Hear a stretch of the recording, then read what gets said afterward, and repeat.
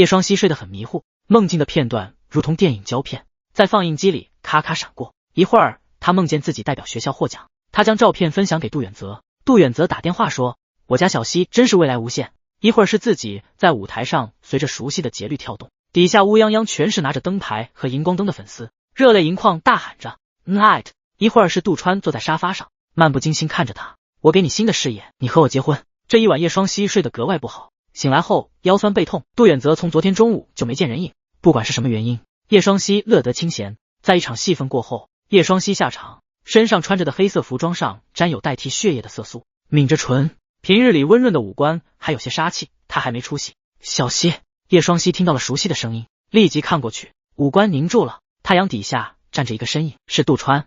杜川踱步，背着手慢悠悠来到叶双熙面前，他变法戏般从身后拿出玫瑰花。路上看到的，突然想起你，便买了。叶双熙扬起笑，其实没有多少笑意，但这不妨碍其他人的滤镜脑补。杜川的出场太过于高调，所有工作人员都望着这边，都在窃窃私语讨论杜川太宠爱自己的夫人。你怎么来了？来这边参加会议比较重要，正好顺路看看你。叶双熙并不这么简单，但他没有说。叶双熙按原计划就是今天杀青。杜川在导演旁边看着叶双熙拍戏，这一次叶双熙倒是有些进步，至少没有多次 NG， 中规中矩演完最后的剧本。叶双熙换下衣服，杜川早早就在门外等着。杜川看到他，笑着打趣：“走吧。”叶木头。叶双熙抿了抿唇，没有反驳，坐上了车。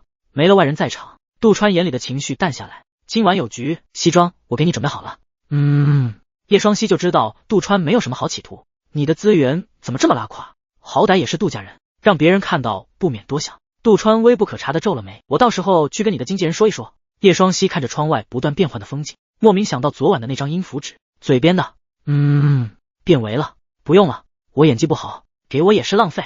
杜川也只是随口说一说，见叶双熙拒绝，便不说了。这是一个晚宴，基本上大牌的老总或者导演都会来。叶双熙穿着一身白西装，胸口带着玫瑰的胸针，娇艳似火，在一身白中添一份亮色。他是和杜川一起进来的，杜川一出场，便有无数人争着上前讨好。叶双熙默默跟在杜川身后，直到一个染着耀眼的金发男人慢悠悠来到杜川面前，其他人默默地让出一条路。男人手拿红酒杯，噙着笑。大忙人终于舍得过来了。男人看了眼杜川身后的叶双熙，没有说话，只是笑容淡了些。叶双熙仍旧默默喝着酒，他知道这个人，他叫胡然，是艺术世家。这个晚宴便是他举行的，也是杜川的好友。叶双熙见胡然似乎有话想说，他识趣去了其他地方逛逛。他对于美食没什么兴趣，便坐在座位上静静打量着别人。杜川说的不假，这个晚宴的人基本上都是在报纸上的常客，或者是大有名气的导演或演员。叶双熙转头看到了某个熟悉的身影，目光凝住了。杜远泽怎么在这？杜远泽正和对面的人谈话，面上淡淡的，细究还是能发现脸上有些笑意。他似乎察觉到了叶双熙的视线，便转头看过去。隔着茫茫人海，二人对视。叶双熙收回眼神，低头喝了一口红酒，佯装没看到一样望向别处。他看到了另一个场景，一个中年男人正和大腹便便的有钱人谈着什么。男人衣着普通，是街上常见的款式，但在晚宴里面显得寒碜极了。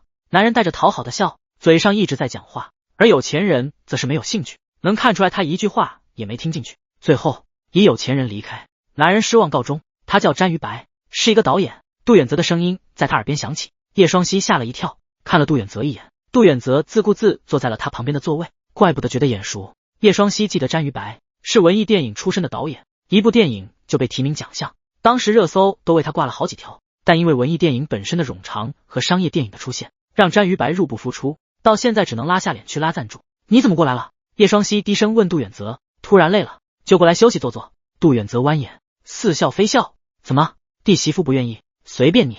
叶双熙扯着嘴角，搞得好像这座位是他的一样。他看着詹于白短暂失落后，又锲而不舍的继续去找下一个。我不懂他为什么这么坚持。叶双熙轻轻皱眉，在这个浮躁的社会里面，选择商业电影，他就能少了大半的烦恼。情怀吧。杜远泽意有所指，不像某人识时务。叶双熙选择性屏蔽他的话，没有回答。他在人群中没有找到杜川两人，准备站起身离开，刚走几步，后背就被人撞了一下。叶双熙手上的红酒随着惯性洒到了面前的人，长裙上留下了红色的印字。面前的人也没有反应过来，诧异的转头。叶双熙看着熟悉的五官，沉默了，只觉得今天真是倒霉。唐元发现是叶双熙，脸色沉下来，抱着手，我的礼服。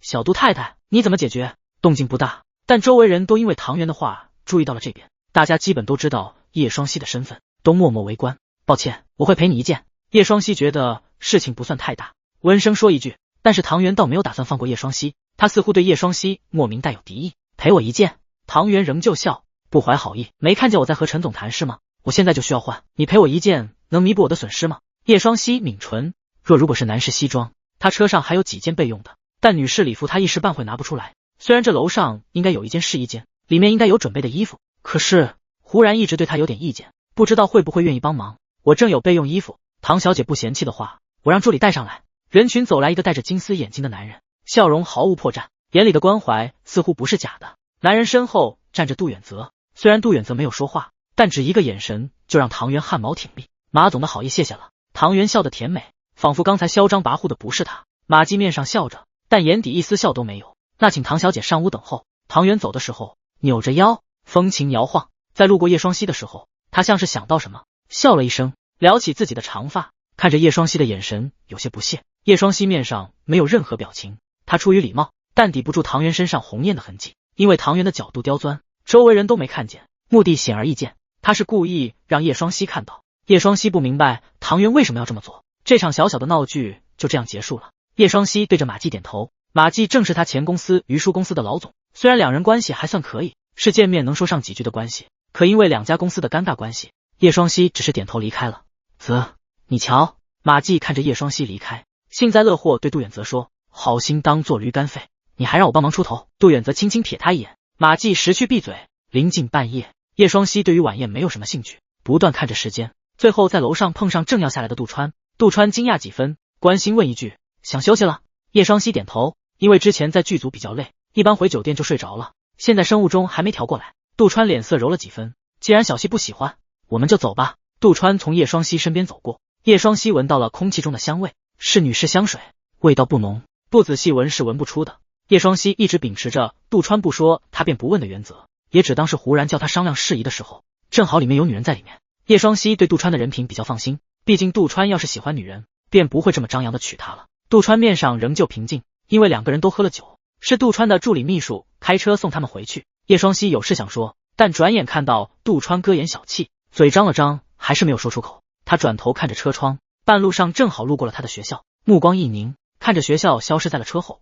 那是他的大学，是所有人都想进入的艺术学院。风尘在心的回忆正要涌上脑海，肩上突如其来的重量让他回神，转头一看，是杜川靠了过来。叶双溪下意识想推开杜川的头，多看了眼，就看到车头镜子里对上了秘书的视线。因为等红绿灯，秘书无聊，偷偷看着杜川一点一点靠近叶双溪，好奇多看一眼，没想到叶双溪抬头，两人对视一眼，秘书就立刻看向面前的车尾巴。叶双溪也没想到，面无表情的推杜川的手硬生生变成了好好做成让杜川睡得舒服一些。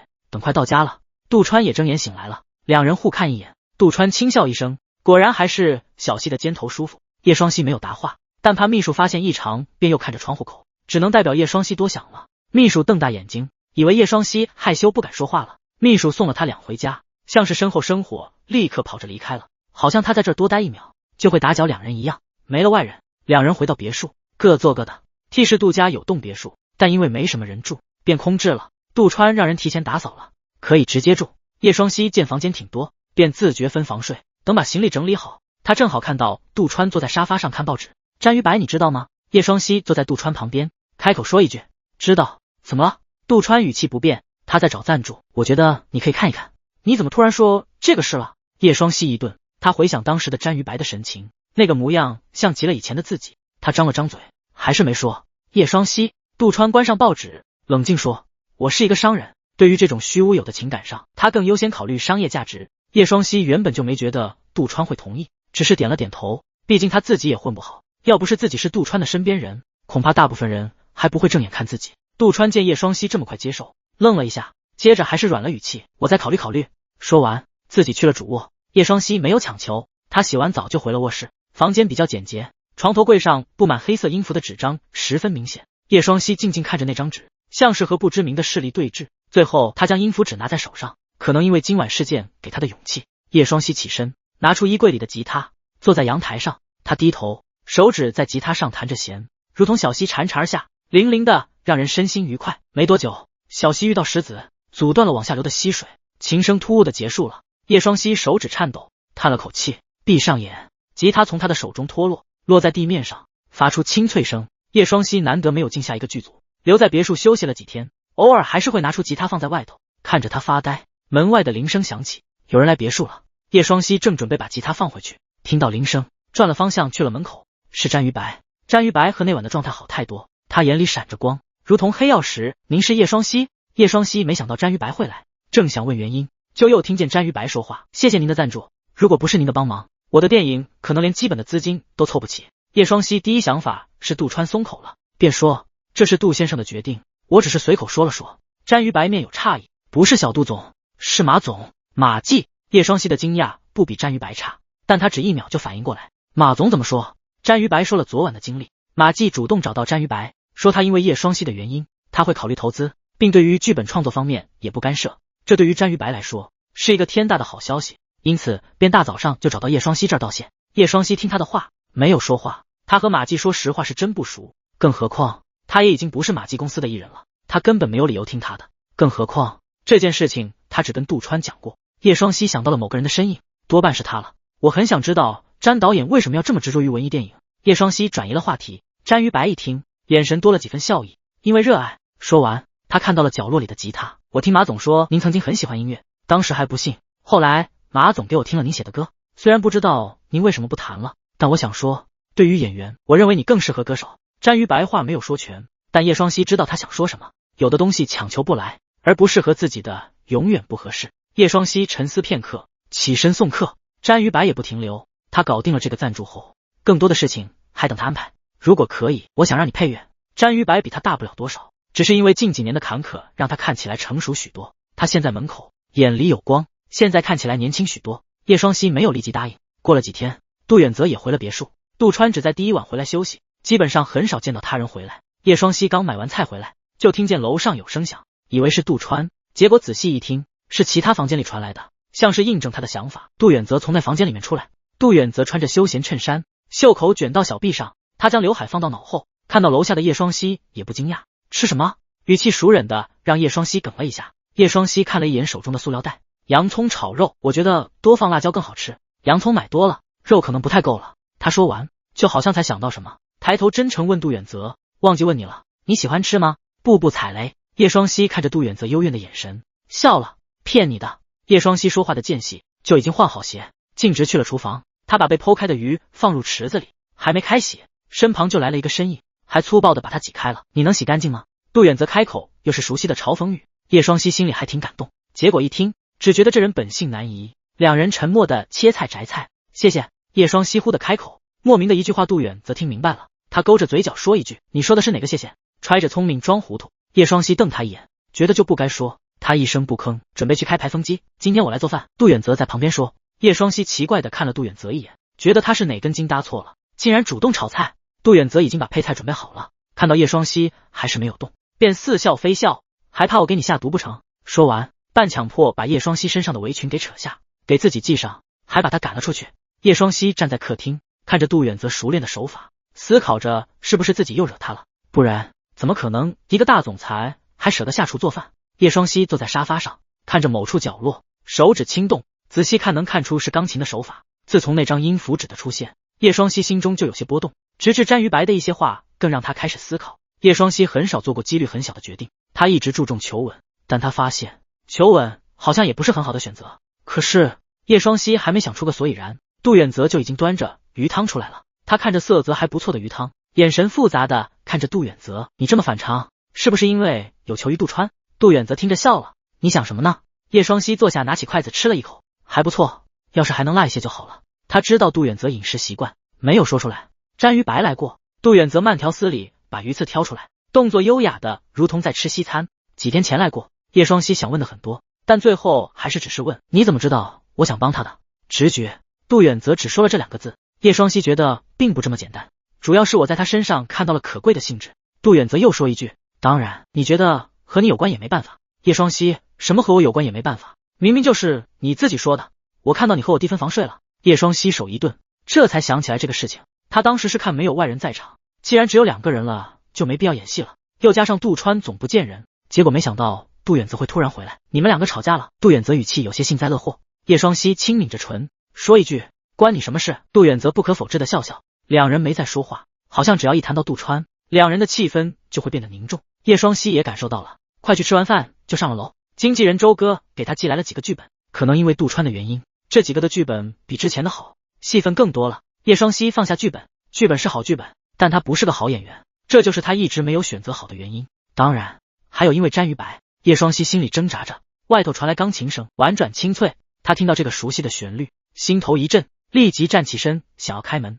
但守在门把的1厘米的距离停下了。叶双熙轻呼口气，没了刚才的失态，轻轻开了门，循着声音来到杂物间。原本盖着白布的钢琴现在揭开封印，黑白琴键上手指灵活飞舞，手指的主人坐得端正，拿着他收起来的废纸弹琴。叶双熙静静站在门口，不出意外，曲谱要没了，琴声音逐渐消散。叶双熙只当杜远泽是玩一玩，正想要转身离开，下一秒琴声突转上扬，声音急促，和前面的舒缓节奏不一样，但这种不一样的节奏完美的融合在一起。叶双熙双脚如同被定在原地，他呼吸急促，这对于他而言是一种灵魂上的碰撞，这种感觉早几年就没有感受过了。他好像在一团团光晕中要找到属于自己的灵感。杜远泽的即兴琴声戛然而止，叶双熙也没有抓住正确的光晕，杜远泽这才向后望过去，表情惊讶地看着叶双熙，微微笑，我见这儿有钢琴，试着弹一弹，弟媳妇不会不同意吧？如果是这样，那很抱歉，语气里却没有一丝抱歉。叶双熙看着他虚浮的表情，面无表情的回答，随便你。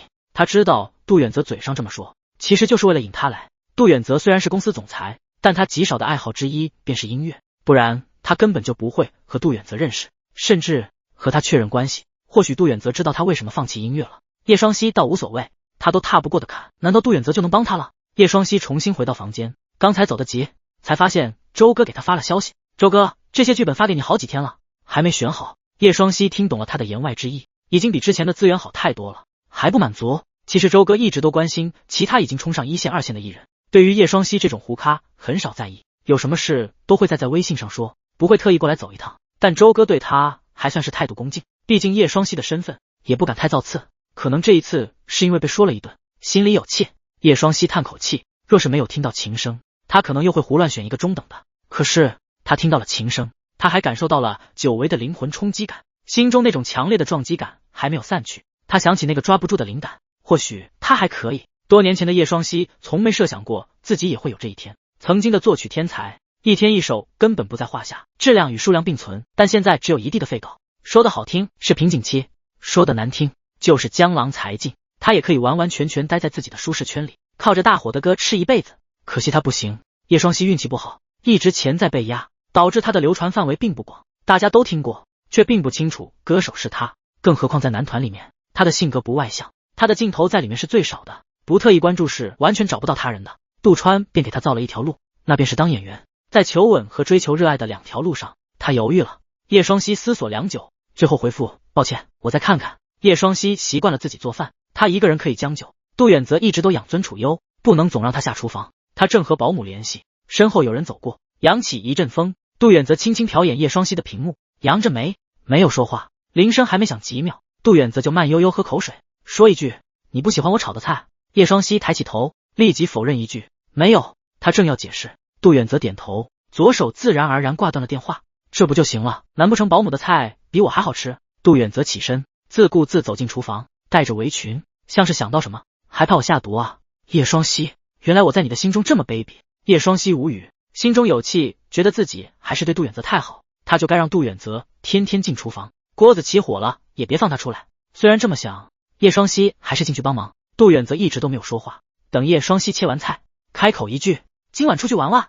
哪里？杜远泽想到了什么，嘴角扬起，去酒吧。叶双熙皱眉，他并不喜欢这种聒噪的环境，正踌躇着怎么拒绝，只见杜远泽又漫不经心说出一句话，我听说你丈夫昨晚在酒吧，我记得他可是好久没有回家了，你不关心关心他？叶双熙觉得再拒绝恐怕会被杜远泽看出端倪，便应了下来。杜远泽把炒好的菜放在桌上，他没有问叶双熙喜欢吃什么，但他炒的都是叶双熙喜欢吃的菜，甚至还多放了辣。叶双熙从没有告诉杜远泽他爱吃的东西，以前没有，现在更不可能，这些都是杜远泽自己暗中观察才发现的。叶双熙只是轻轻扫一眼，面上平静下全是惊涛汹涌。杜远泽厨房说的话并非玩笑，他吃完饭就开车等着叶双熙。叶双熙无奈，只能上车。杜远泽看着后视镜里的黑发，轻轻勾着唇，没有说话。发动车，杜远泽去的是 T 市最大的好醉酒吧，这也是杜川经常去的。他曾是在这个酒吧遇到了杜川，并答应了杜川的协议婚礼。大厅内全是疯狂的男女，密集的鼓点让叶双熙不适的皱眉。杜远泽面色不改，一路往前走，他速度有些快，察觉到叶双熙没跟上，速度慢了些。叶双熙跟着杜远泽去了2楼，没了五彩斑斓的光线和音乐，叶双熙舒服许多。他正问杜远泽想来这里玩什么，就看到他径直往里面走。叶双熙咬着牙，想着算了，反正他过半个小时就找借口离开。2楼的包间走廊要比楼下的安静许多，能看出这儿的隔音效果还不错。每间包间都关着门，但里面的光亮可以告诉他里面有人。门上没有小窗口，叶双熙看不到里面的情形，当然他也没兴趣看别人的隐私。叶双熙以为杜远泽是突发奇想，结果发现不是。杜远泽进入一间房间，叶双熙打开，愣了一下，里面坐着一个人，那个人正喝着酒，正放着舒缓的音乐。那人听到动静，转头一看，这人熟悉的五官，是叶双熙前几天遇见的马季。叶双熙还记得詹于白的人情，对他点点头。马季也没想到杜远泽会带着叶双熙过来，顿了一下，也点头回礼。等杜远泽坐好，马季这才用着幽怨的眼神看着杜远泽：“你怎么现在才来？我都快被这噪音污染身心了。既然这样，我再晚点。”叶双熙默默听着，觉得杜远泽这嘴毒的性格还有朋友，真是世界奇迹了。马季和杜远泽原本有事情要谈，但从马季的态度，似乎他也没想到是在酒吧包间里。两人谈之前，马季看了叶双熙一眼，杜远泽只说一句没事。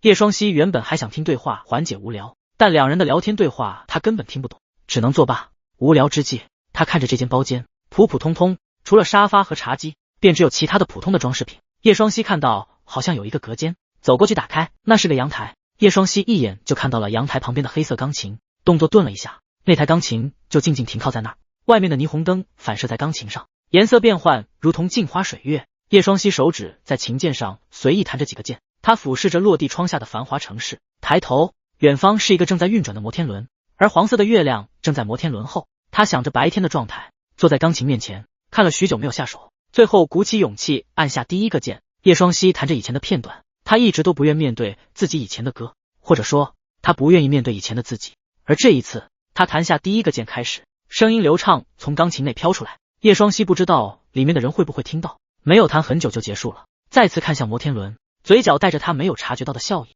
叶双熙按照自己的原计划，准备半小时找时间离开。杜远泽没有表示，算是默认了，反倒是马季眼神复杂。叶双熙没有在意，想着快点离开这个不舒服的地方。他没有听到包间里马季对杜远泽说：“你真狠心让叶双熙看到事实。”杜远泽摇着红酒杯，带着笑，他只有看到了才会狠心做选择。叶双熙一开始就留意路线，但岔路口太多了，还是绕了一些远路。他正好看到了前面有人，想上前问路，结果听到他们的对话，千真万确，小杜总在里面，这一次必须成功。矮一点的女生笑着打趣：“放心吧，你这身材他一定喜欢。”叶双熙压下心中荒诞的想法，默默靠在墙边。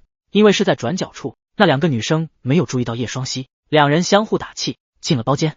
门打开的一瞬间，叶双熙听到里面有道声音传来：“这个合你胃口吧，比你家那个好太多。”里面还有音乐声传出来，这并不影响叶双熙听出那声音是谁。忽然，叶双熙抿着唇，低着头，他站在阴影下，看不清他的表情。杜川自从遇见了胡然，便没再回来。叶双熙一直都不太关注他，毕竟他俩只是契约关系。虽然如此，叶双熙没有宽容到愿意和别人搞过的男人在一起。他有精神洁癖。叶双熙越到这时候越冷静，走廊只有少有的从房间里透出来的音乐声，这音乐声似乎还掺杂着男女的笑声。叶双熙觉得这并不是巧合，他回想到了杜远泽的身影，这时候他才注意到白天杜远泽莫名的笑。杜远泽知道，如今他要叶双熙也知道。叶双熙能想到杜远泽心里是怎么嘲讽自己：“瞧，你的丈夫是个肮脏的人渣，你还嫁给了这样的人。”他冷着眼，包间的门打开了，出来的是刚才的两个女生和一个男人。那个男人的背影叶双熙最熟悉的。小杜总，你带我们去哪里啊？高个女生亲昵的在杜川胸口上画着圈。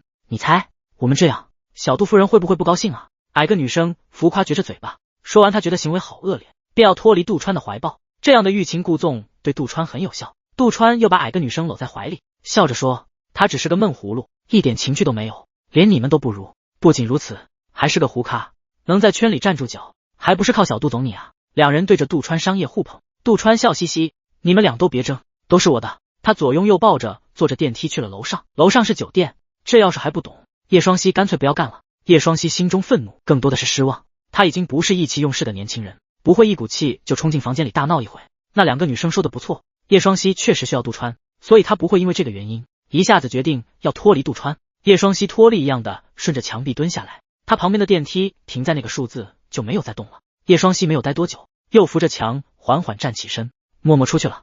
他一路沉默离开了酒吧，站在酒吧门口，春天还算微凉的晚风吹在他脸上，他没有感觉，只是茫然的站在原地，直到一辆车停在他面前，副驾驶的车窗拉下，露出驾驶座上的半个身子。叶双熙开车门，坐在后座，两人都没说话。许久，杜远则敲着方向盘，开口：“你知道橘生淮南吗？”什么？叶双熙皱眉，他思绪很乱。橘生淮南为橘，橘生淮北为枳，不适合你的总归不适合。叶双熙懂他的意思，眼神冷了下来。你想说什么？